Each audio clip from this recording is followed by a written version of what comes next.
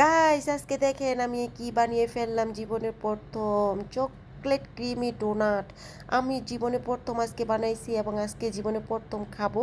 তো অনেক দিন ধরে ভাবতেছি এই ডোনাটগুলো বানাবো। তো আমার বাস্তি বাগনি অনেক অনেক আমাকে বলছে আমি বানাই নাই। তো আমি মনে মনে ভাবছি যে ওদের যেদিন এসএসসি রেজাল্ট দিবে ওই দিন তাদেরকে বানিয়ে সারপ্রাইজ দিব।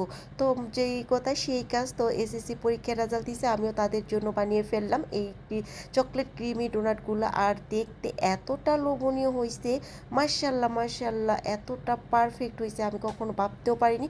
এই ডোনাটগুলো আমি আর কখনো খাইও নাই, এই ক্রিমি চকলেট ক্রিমি ডোনাটগুলা।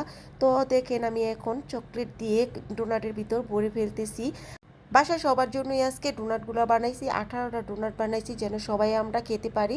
তো আমার বাবার বাড়িতে আমরা আজকে সবাই আছি, আমার বোন বাগনি বাস্তি সবাই আছে, বাসা সবাই।